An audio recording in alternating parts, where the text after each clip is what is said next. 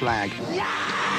Henry then moved into stand-up comedy and became known as Punk's answer to Peter Ustinov. Now, with the Rollins band, he's pouted and flexed his muscles for the Gap. The tattoo on his back reads "Search and Destroy," and Henry wonders why he has trouble communicating with women. Devil woman! Welcome to the world, you romantic thing.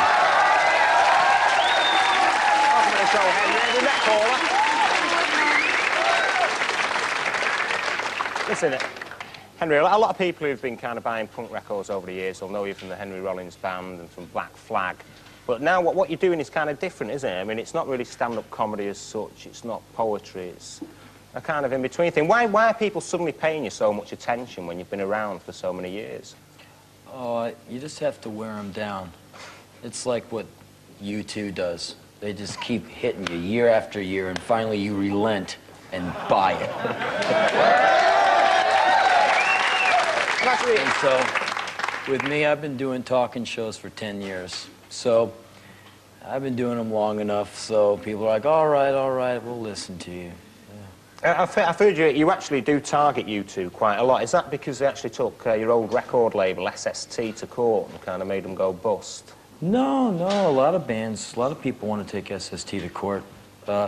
No, I just think they're just one of the examples of how music has been made into a travesty over the years. I mean, a band like that takes a year to make 10 little songs, and they take 3 years to tour it, and then they want you to elect them to some kind of disgusting hierarchy when Miles Davis would go crank 5 albums in 1 year, and if you said, "You're the greatest," and he would just say, "Sorry, I'm already bored with that, I'm on to the next thing."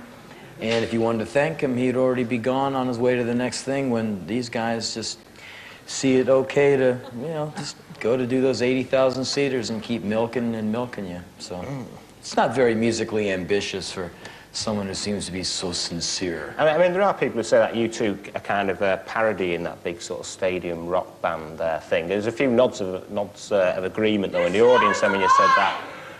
But I think they're giving you a bit more problems than me. I think they are. But you've also targeted England. You said that you don't like England. Why is that? Oh, that's all tongue-in-cheek, though. You see, you're trying to make these people not like me. No, I'm not. This is this.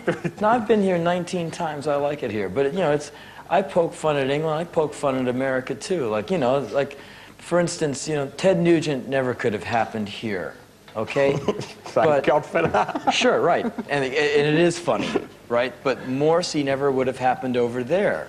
And he's funny, too.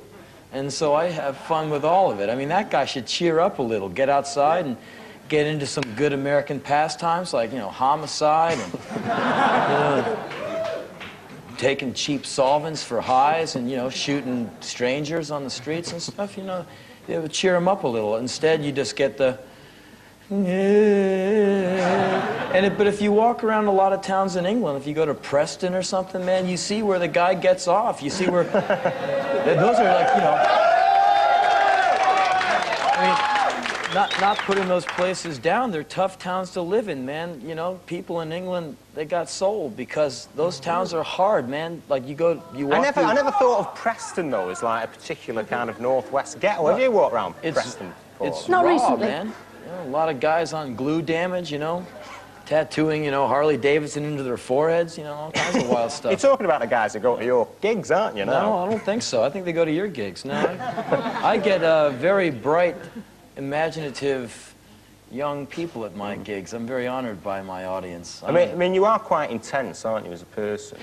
People have said that I'm very intense. No, but you are quite intense, aren't you? It's like performing... This is like the Late Show, isn't it? You're very intense as a performer. Is that kind of just part of your personality? It's just the way I am. Because, you know, I like life your tattoo. is short, man. Hey, this man getting shorter. Listen, I've heard that you've had a... All right, thank you, Henry Rollins. He's out of here, yeah. I think we're bonding here. I'm suing, I know. Listen, I'll be sitting next to you on that tonight. Sorry. So did you like those young ladies?